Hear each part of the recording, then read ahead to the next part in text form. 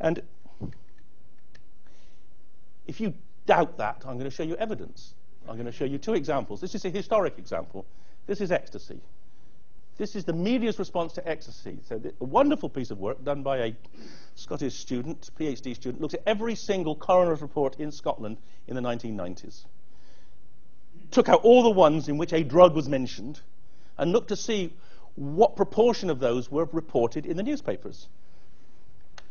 And there were 2,255 deaths in which a drug was identified. 546 got in the newspapers. About 1 in 4 get in the newspapers. If you die of paracetamol poisoning, and you almost certainly do die of paracetamol poisoning, 1 in 265 get reported. They don't care about people who are depressed and kill themselves in overdose. Not interested in that at all. If you take other drugs like benzos, 1 in 15, morphine, 1 in 72, not really interested. Amphetamines, although very few people died of them, 1 in 3 got reported. Cocaine, 1 in 8. Heroin, 1 in 5. Methadone, 1 in 16. But the real clincher was ecstasy, where every single death was reported. And when we did the ACMD ecstasy review, we had this presentation, and then afterwards, because it was a public hearing, after the press had asked us questions, I asked them, so why is it? Why do you behave like this? And they didn't like that because journalists don't like to sort of think, they like to ask. But they did think, and one of them said, I think it was a guy from the Telegraph, he said, I'm not sure, but I think it's probably because these are white middle-class kids that are dying. And you have to say that is probably the truth. But, you can't make laws which are simply based on the prejudice of journalists, really. So that was historic. This is recent. This is last year. This is methadone. This young girl who is on the web, if you search methadone deaths, you will find her. She's the first one to come up. Oh, Gabby. She was 14, and she died. And the neighbor helpfully said to the paramedics and the police, she probably took methadone and ketamine. Why he said that, I don't know. It certainly probably didn't help in her management at hospital because she died of bronchopneumonia. And I kind of suspect that if people hadn't had a prejudice that she was a druggie, she might have got better treatment, but that's another story. And then there were the Scunthorpe 2.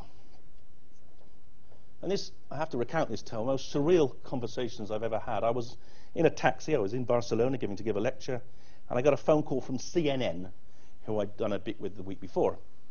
And they said, where's Scunthorpe?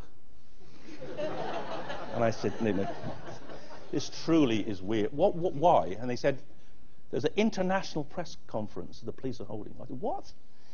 2 people have died of methadone. I said, come on, that's just not possible. That's just ridiculous. And they, anyway, I said, go up the M1, 4 hours, turn right. I don't know if they made it, but this was what happened. The police said, we think these kids have died because they might have taken methadone, but they might have taken methadone. And Nick's dad was there in front of the TV crew. I don't want him to be labelled a druggie because he wasn't. He was just on a night out with his friends enjoying himself, a normal, caring, hard-working lad. Now, I don't want to say anything about what goes on in Scunthorpe because it's probably pretty much the same as everywhere else in the country. But young guys out drinking heavily till 2 o'clock on a Monday morning are filling themselves with a drug, and that drug is alcohol. And to make the distinction between alcohol and other drugs is absurd. And we know now that they didn't have methadone, they didn't take it at all. They died of alcohol plus methadone. And I suspect that they were so drunk they couldn't tell the difference. And that's what alcohol does. It changes the way you perceive risk, and it may even change the way you actually understand what you're doing. And I thought I'd better have a local one. So this is 18-year-old Jocelyn Cockburn, who died in West Denton. I guess it's near here. And the boyfriend said, oh, she'd taken some methadone the day before she died. And there was a lot of media speculation that suggested it was the cause of her death. But that wasn't the case. And the mother said, all the speculation it was methadone must have been lies, but I was totally convinced.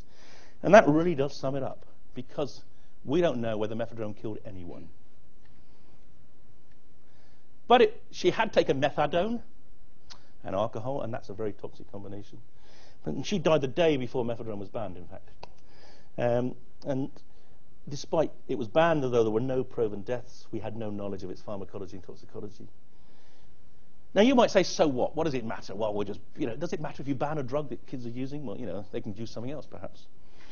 Couldn't do anything but good. Banning, this is the government's philosophy. If you ban it, it must be a good thing.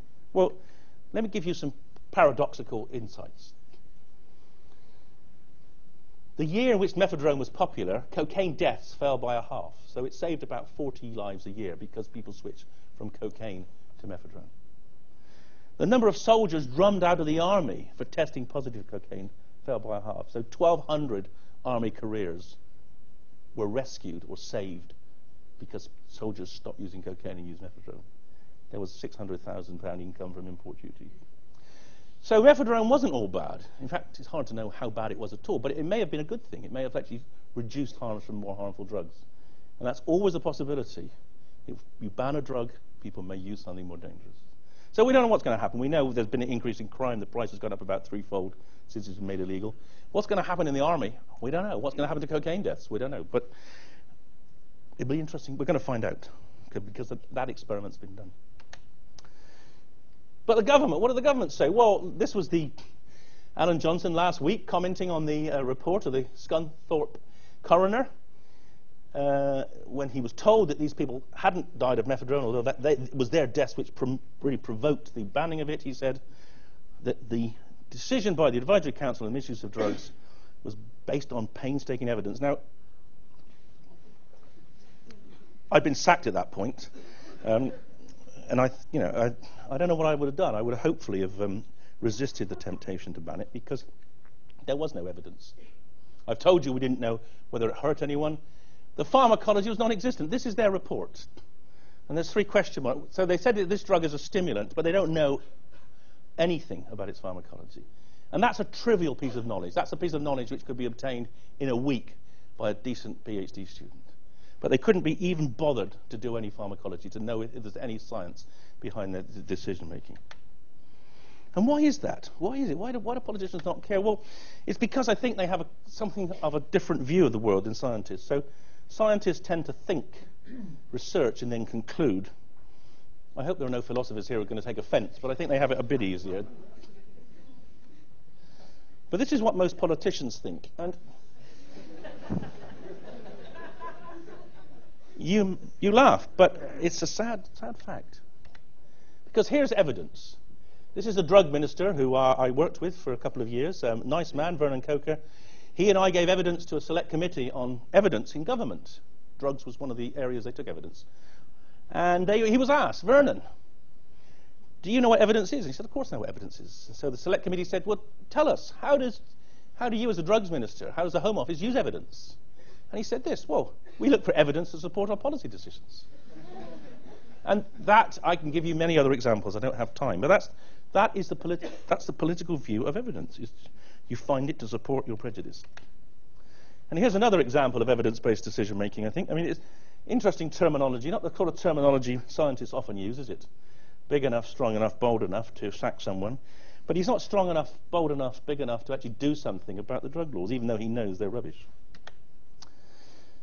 And why do we ban drugs like methadone? Why, what should be the criteria on which a drug is banned? How harmful should it be before it's banned? Or should we just ban everything? Well, we let people do dangerous things like ride motorcycles, but we make them wear helmets. We let them jump off bridges on elastic strings, regardless of whether they sink boats underneath them. So what is the right comparator? Well, I've argued a long time that alcohol should be the comparator because alcohol is a commonly used drug and we have a lot of evidence of its harm. And should you ban anything that's safer than alcohol? I think that's a really interesting discussion point. But this was the one, of course, that got me into real trouble, and the reason they sacked me was the horse riding analogy. Now, horse riding is a very dangerous activity. And I was provoked into researching this because I had a patient, 37-year-old woman, fallen off a horse, smashed her frontal lobes, personality change, they'd taken away her children, she lost her job, she was banned from the local supermarket because her behavior was so disinhibited from the frontal damage. She saw me because I'm interested in brain damage. I treat a lot of people with brain damage. And I gave her amphetamine. Now, you might think gave her a drug, a toxic drug, amphetamine. I gave her amphetamine because that helps people often regain a degree of control of their impulsivity. Anyway, she didn't recover, but it helped her a little bit. But I started researching the damage from horse riding, and you realize it's an extremely dangerous activity. As I say, even Superman died from it. So horse riding is something that is, I think, a useful comparator. If something's less harmful than horse riding, why should we not let people do it? And I developed the concept of this syndrome, the equine addiction syndrome, because many horse riders actually are addicted. They find it very difficult not to ride, even though they have broken. In fact, when we did the ecstasy review, when the ACMD did the ecstasy review, one of our members was in hospital with a broken pelvis from falling off a horse, which I thought was kind of, I told her so, actually. However, that paper caused quite a bit of consternation, and 2 days after it was published, I got a phone call in the very same room in which I'd interviewed the woman with the head injury in my clinic from the Home Secretary. And the conversation went like this, and you have to work out which is her and which is me. You can't compare harms from a legal activity with illegal one. Why not? Because one's illegal. Why is it illegal? Because it's harmful. Don't we need to compare harms to determine if it should be illegal? I'm being generous with the things here. And then you can't compare harms with the... And this is remarkable, because most politicians I talk to agree with her. That once something's illegal, you cease to be logical about it. The same way as if you see someone's CV and they've got a criminal record on it, you cease to think of them as a possible candidate for a job. And that's why criminalizing people is a really dangerous thing to do, because it changes the whole way in which all of us think about the behaviors. And this is what she said in Parliament, possibly to obscure the fact that she was going to be done for using her sister's front bedroom as her main residence. But anyway, I'm not sure. I presume he's a ventriloquist, but I'm not entirely sure. And of course, the private eye loved it. And, you know, advising ministers more dangerous than riding a horse, claims Professor Nutt. He's not far. They're pretty close to the truth. And in fact, it was why I was sacked. She didn't sack me, but when the Times wrote up my lecture and commented on my lecture, they said this: government policy derided by its own advisor. And I think that they thought deriding means falling off a horse.